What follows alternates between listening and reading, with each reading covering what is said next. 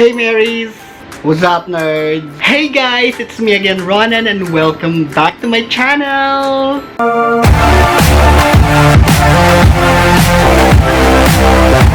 Hey everyone! So, kumusta naman kayo? How was your day? How was your week? Okay naman ba tayo? Wala naman tayong mga anxiety issues? Wala naman tayong mga anxiety attack lately? Well, that's good no kung ganon. Ano ba? For me, life update. Wala namang masyadong ganap, guys. Napaka-boring ng life ko this week, no? Wala naman masyado akong pinaggagawa. So, lately parang nag-focus lang ako dahil gusto kong bumalik sa pag-jog. So, nakapag-jog ako lately for the past days. Nag-jog ako, ganyan-ganyan. So, okay naman. So, I'm so proud of myself. Kasi matagal na akong hindi nakakapag-jog. Anyway, so wala na ako masyadong attack. Actually, for the past weeks, hindi ako nagkaroon ng atake. So, I'm so proud of myself as well dahil doon. So, ibig sabihin, nag-work yung mga pinaggagawa ko dito sa... Ito yung mga trials and errors na pinaggagawa ko, yung sinishare ko dito sa YouTube channel ko. Dahil nag-work siya, so I'm just so thankful, I'm just so grateful. So, sabay-sabay sana tayong mag-heal, guys. At the same time, guys, so doon sa mga nag-message sa akin, they're saying na nakapagpa-check up na sila because of my videos, napanood nila, and nainganyo silang pumunta sa doktor, nagpa-refer sila, and then nabigyan sila ng medication. So, kudos, no? Thank you for telling me or for letting me know na nakatulong kahit papaano, nainganyo kayo, na-encourage kayo ng mga videos ko na magpa-check up at magpatingin sa doktor.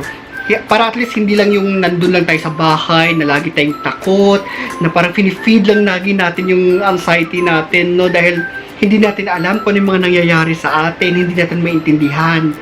So, importante yun, guys, na maintindihan natin, no? Hindi yung parang finifeed lang natin yung fear. Diba? Kasi walang mangyayari. So, importante na let's get out of our comfort zone. Tulungan natin yung sarili natin. Go to a professional or someone na pwede kang tulungan, 'di ba? Or kung nakatulong man yung videos ko, napanood nyo, ganyan, share mo dun sa iba na may ganun ding issues, 'di ba? Para at least ma-encourage din sila, para at least sabay-sabay tayong mag-heal. Okay, so speaking of para pagpapa-check or whatever, let's talk about medications.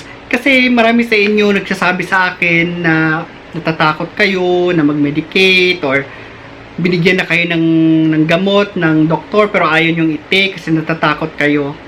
Of course, totoo naman yun. Lahat naman tayo talaga natatakot kasi yun, iti-take mo yun nandun sa bloodstream mo yun, diba? Kahit ako, napapraning din ako, kaya never talaga akong nag-self-medicate. Huwag kayo mag-self-medicate, ha?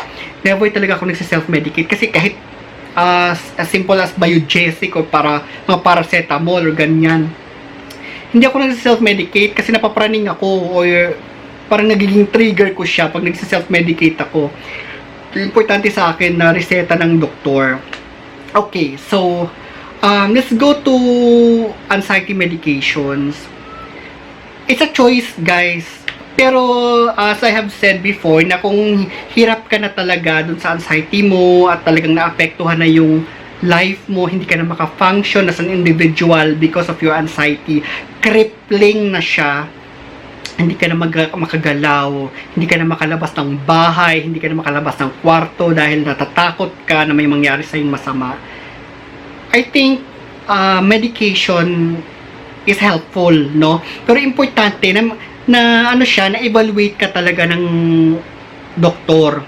Kasi I think when it comes to medication, trials and error din yun, no? Kung hindi umepekto yung medication na to, bibigyan ka ng panibagong gamot. Parang ganon, 'di ba? So you need to you need to talk to a doctor. Magpa-evaluate ka, mag-therapy session ka or whatever.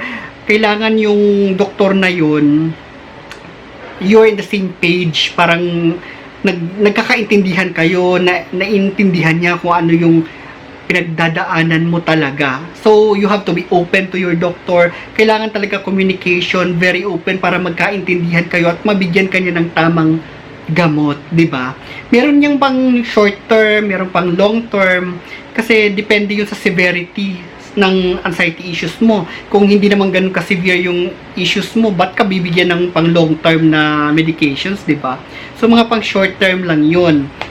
And of course, kailangan you have to do some research about it kahit papaano para at least may alam ka, 'di ba?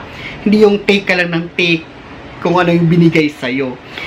Importante din yun, huwag tayong tumunganga lang. Kailangan din nating tulungan yung sarili natin, guys. But of course, yung anxiety medications, guys, hindi siya cure. Ulitin ko, hindi siya cure. Hindi yun na pag tinake mo ng ilang weeks, magiging cure, gagaling ka na at hindi na siya babalik. Yung mga anxiety medications, i-eliminate lang niya kung ano yung symptoms na nafe-feel mo. Kung ano yung symptoms na nararamdaman mo. Yun lang yung gagawin niya. Let's say, nini-nervous ka, magtitake ka para mawala yung nervous mo, but it doesn't mean hindi na babalik yung nervous. Parang ganun. So, that's why there's parang therapy session para matulungan ka how to navigate or how to live your life, parang ganyan. Diba? At the same time, you need to help yourself. So, ikikwento ko lang, no? Kasi yung sa akin, I did short-term medications. Pero, kasi alam ko na hindi siya talaga cure. So, of course, I did my research. Pinag-aralan ko yung anxiety ko. Pinag-aralan ko yung conditions ko. So, dahil sobrang, nung nag-manifest pa lang, kaka-manifest pa lang yung anxiety issues ko, sobrang severe siya for me. Nung binigyan ako ng medications ng doktor for about 3 weeks to a month, tinake ko yun.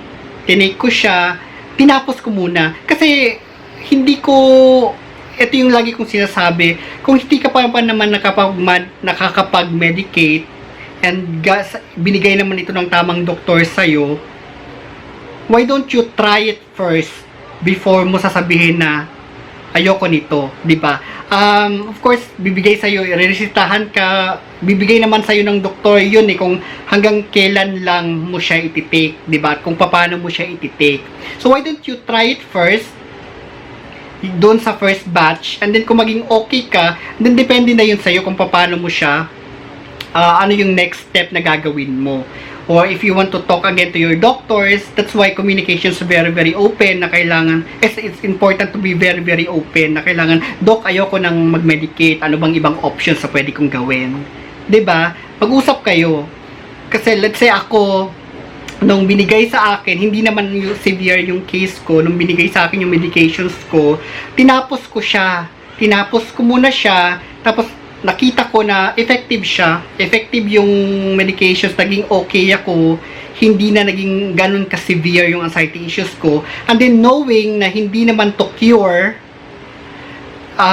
I still need to help myself. At sa tingin ko, kaya kong tulungan yung sarili ko. So, next step na ginawa ko, I did my research. Pinag-aralan ko ano ba yung pwede kong gawin, ano ba yung mga remedies na pwede kong gawin every time that I have an anxiety attack.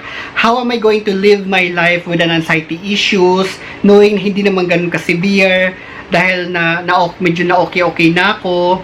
So, sinulat ko yon doon sa journal, ganyan, di ba? Yung sa journal, pinag-usapan natin last week. So, that's why, guys, kailangan mo rin tulungan yung sarili mo. You need to really help yourself. Walang shortcut. Ulitin ko, I am so sorry. Walang shortcut. I know it's sad, no? Kung isipin mo, gusto mo kaagad, gumaling ka kaagad. No? Wala talaga siyang shortcut. So, meron na akong mga tips and mga hacks dun sa mga videos na ginawa ko before. I know a lot of you, mini-message ako, naghihingi kayo ng tips and hacks. Guys, nasa list na, nandun na sa mga videos ko sa YouTube, check nyo na lang. Na kung mag-work sa inyo, I am happy na kahit paano nakatulong. Na kung hindi siya mag-work, and then, siguro, marami pa kayong kailangang gawin, no? Do some research, as I have said, pag-aralan nyo kung ano yung conditions ninyo, trials and errors, and then if you want to go to the therapy side, kung gusto nyong pumunta sa doktor, kung hindi ganun ka severe at kung gusto nyong magpa-therapy session, then go, kayo bahala, choice nyo yun. Kayo bahala kung paano, kung saan kayo komportable, kung saan kayo sa tingin nyo matutulungan kayo ng fully para makarecover kayo ng maayos, go, di ba? Basta wag lang kayo mag-self-medicate kasi masama yun, di ba? And ano pa ba, when it comes to anxiety medication, guys, hindi mo siya mabibili over the counter. Hindi ka pwedeng pumunta ng butika o pumunta ng Mercury, bibili ako ng ganitong gamot dahil ito yung gamot ng friend kong may anxiety, bibili ako nito. Hindi ka pagbibigyan. Kasi kailangan ng reseta talaga yun ng psychologist or ng doctor. Kasi guys, yung mga anxiety medication yung anxiety medications, pwede siyang ma-abuse ng mga tao. So, hindi siya basta-bastang binibigay. Let's say, pumunta ka sa butika, meron ka ng prescription. May reseta ka na galing sa doktor. Pagdating mo sa butika, hihingan ka nila ng ID, ilalagay nila dun sa reseta na nabili mo na lahat or ilang piraso dun sa reseta ng palang yung nabibili mo. Para sa next time nabibili ka, nakikita din ng butika na nabili mo na yung kalahati, yung ganito na lang pwede mong bilhin. Ganyan, hindi ka basta-bastang makabili. Kasi nga pwede siyang ma-abuse. Hindi siya yung over the counter. Huwag na nating ipilit. And then one thing about medications, anxiety medications, una yun, di ba, hindi siya cure. So, kailangan you need to help yourself after mong tapusin yung reseta na binigay sa'yo, yung medication, kung ilang gamot yung binigay sa'yo. Kung gusto mong bumalik dun sa doktor, therapy session, o kung ano man yung gusto mong gawin, nasa sa'yo na yun. Or if you want to do it yourself, kung mag-research ka, or para tulungan yung sarili mo, nasa sa'yo na rin yun. Pangalawa, yung effectivity, guys, let's say for long term, may mga gamot ng anxiety na yung effectivity niya hindi siya naglalast long. Let's say yung iba 4 months lang, 6 months lang, and then kailangan mo nang magtaas ng dosage. So that's why you need to talk to your doctors about it. Pangatlo, let's say matagal ka nang nagme-medicate, matagal ka nang nag-anxiety medications, it's not easy to get off. Hindi basta-bastang masa-stop mo siya. Kasi nga parang parang meron siyang withdrawal kieme, 'di ba? That's why it's very important na pag nag-usap kayo ng doktor mo at binigyan ka niya ng medications, you really need to ask questions. Hindi yung tanggap ka lang ng tanggap. That's why you need to know kung ano yung kailangan, di ba? Do some research. If you go into the medication route, ask questions. Doc, hanggang kailan ko lang ba ito i-take? Doc, anong klaseng medications ba to? Doc, ano ba yung side effect niya?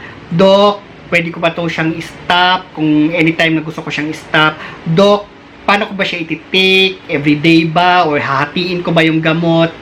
Doc, ano pa ba? Nagkakaroon ba ako ng withdrawal symptoms dito? Ganyan-ganyan. Doc, magkakapalpitate ba ako ng lahat ng gusto mong naisip mong tanong, itanong mo na bago ka lumabas dun sa pintuan or bago ka bumili ng gamot.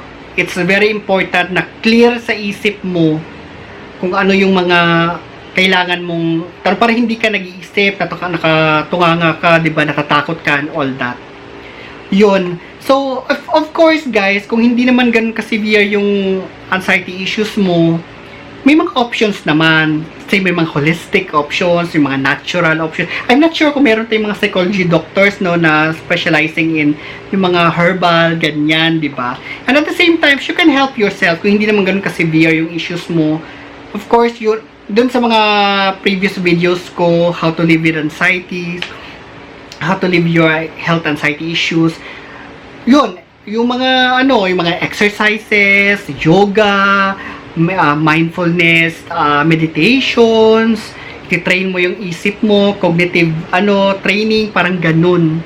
So, may mga ganung options, i-search mo online kung ano yung pwede mong gawin or kung ano yung mga options na pwede sa'yo, na applicable sa'yo kung hindi ka magme-medicate, 'di ba? Para at least hindi ka lang napapraning na ganito, magme-medicate na naman ako. Basta you have to be open to your doctor and then alamin mo kung anong kailangan mo talaga. Kailangan na naiintindihan mo rin, na clear sa'yo yung mga sinasabi ng doktor, para wag ka ring kasi trigger din yun di ba? Pag litong-lito ka, natatakot ka, hindi ka makatulog, parang ganyan. So hopefully guys, kahit paano nakatulong naman ito. Let's help ourselves. Do some research, get to know your anxiety issues. Do some journaling, isulat mo doon lahat, and be honest to yourselves. Tulungan natin yung sarili natin, So I hope kahit paano nakatulong ito, when it comes to deciding kung if you want to go into medication route or not. Guys, dun sa mga bagong subscribers natin, maraming salamat, thank you for subscribing, and thank you din sa mga messages ninyo. And sorry hindi kaagad ako reply, but I'll make sure na magre-reply talaga ako, promise. So guys, hanggang dito na lang ha. So sa susunod na videos na lang ulit. So thank you so much, and please kung nakatulong man yung mga videos ko, please like my channel, please subscribe to my channel, like this video, kung ano man yung mga pwedeng yung share naman sa mga viewers natin, i-comment nyo dun sa comment section below para at least makita naman ng lahat, and like mo yung videos natin. And as I've always said, please choose life, please choose happiness, and please start your day with a smile. Thank you. Bye for now.